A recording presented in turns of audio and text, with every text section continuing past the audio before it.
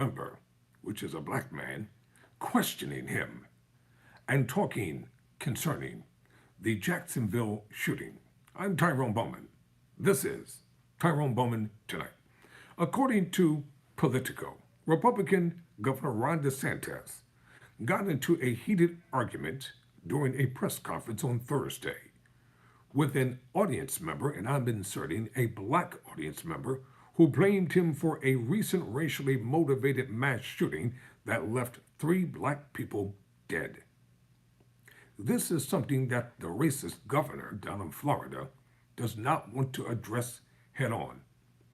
All 3 deceased individuals were black people, and the person that did the murdering was a white racist neo-Nazi. Point blank. He can't skirt about it. His racist rhetoric has charged this climate, and he proclaims himself to be a law and order governor, giving out bonuses to police officers because he says they're doing a wonderful job. Think about it. You don't get to come here and blame me for some madman, DeSantis said, raising his voice and becoming visibly angry. That is not appropriate, and I'm not going to accept it. What's not appropriate is that 3 black people were murdered down in Jacksonville, Florida. That's not appropriate, Governor.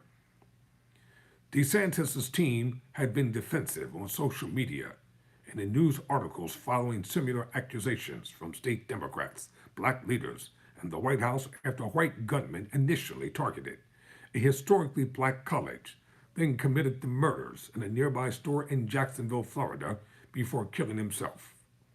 Thursday's argument became particularly heated when the audience member, a black man, who was unidentified, accused DeSantis of allowing people to hunt people like me. Oh, that is nonsense. That is such. DeSantis yelled back during the press conference, which took place in Jacksonville. He then touted his record on law enforcement and his bonuses for police officers who move to the state. Here's why black people don't like you. Because you don't give a damn about them. Might as well just say it very plainly. Governor is supposed to represent all the people, just like George Wallace down in Alabama, who wanted to become president. Oh, don't think we've forgotten about history. You can whitewash it all you want to. We're never going to forget about it. Because we know. We'll teach it.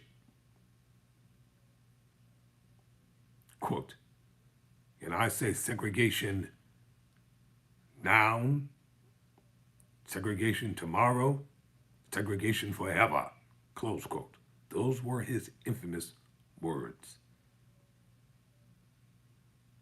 And he's the second coming of George Wallace. You black people better get your act together down in Florida.